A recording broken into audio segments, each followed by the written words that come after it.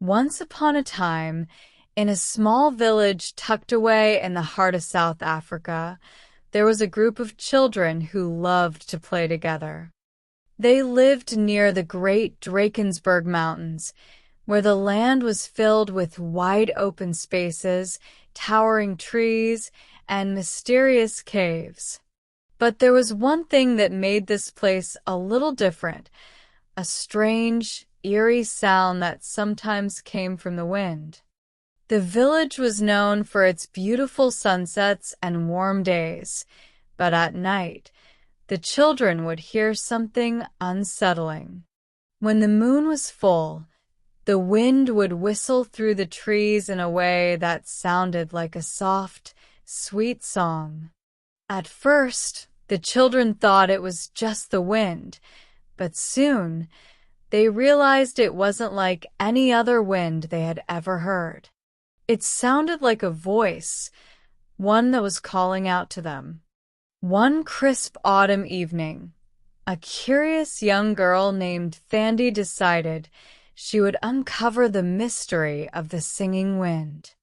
She gathered her friends, Sifo, Zanil, and Kajiso, and together they set out toward the forest where the singing was loudest. The wind whispered through the branches like a soft lullaby, but they didn't let it stop them. As they ventured deeper into the forest, the wind grew stronger, and the voice became clearer. It seemed to say something, though the children couldn't make out the words. "It's just the trees and the wind," Sifo said, trying to comfort them. But Thandi wasn't so sure. After what felt like hours, they came to a small, forgotten cave hidden beneath the tall ferns. The singing wind seemed to come from inside. The children gathered around the entrance, their hearts beating fast, their eyes wide with wonder. "Should we go in?" Zanil whispered. "I think we have to," Thandi replied with determination. "The wind is calling us. We can't turn back now." With that, they stepped into the cave.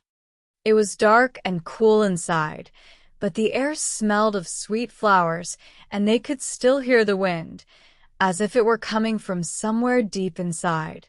They walked quietly, deeper and deeper, until they saw a soft glow ahead of them. When they reached the light, they were amazed. There, in the center of the cave, was a beautiful, glowing crystal that seemed to hum with the sound of the wind. It was the source of the singing. The crystal was no ordinary stone. It shimmered in all the colors of the rainbow, and when the wind touched it, it would sing a magical tune. "Who made this?" Kajiso asked in awe. Just then, a figure appeared in the glowing light. It was an old woman, dressed in a flowing robe made of leaves and vines. Her eyes sparkled like stars, and her voice was gentle but wise. "I am the spirit of the wind," she said. "Long ago, I created the singing crystal to guide lost travelers, like you, to safety. But not all are brave enough to find it."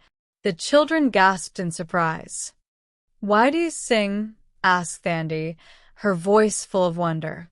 "To remind the people of the magic in the world around them," the spirit replied, "and to teach them to listen to the wind, for it carries many secrets." The spirit smiled kindly. "You are the first children in many years to find the crystal. As a gift, I will grant you one wish." The children looked at each other, thinking carefully. Finally, Thandi spoke. "We wish for the people of our village to always have the courage to explore the mysteries around them, to never stop seeking adventure, and to always listen to the wind." The spirit nodded, pleased with their answer. "Your wish is granted, brave ones." With a gentle wave of her hand, The crystal began to glow even brighter, and a soft breeze swept through the cave. The children felt a warmth in their hearts and knew that they had been part of something truly magical.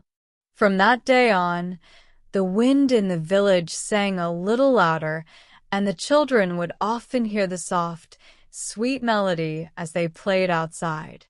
They knew that the wind was always with them, carrying stories and secrets, and that the spirit of the wind would always be watching over them. And so, every full moon, when the singing wind would return, the children of the village would gather to listen, knowing that their adventure had just begun.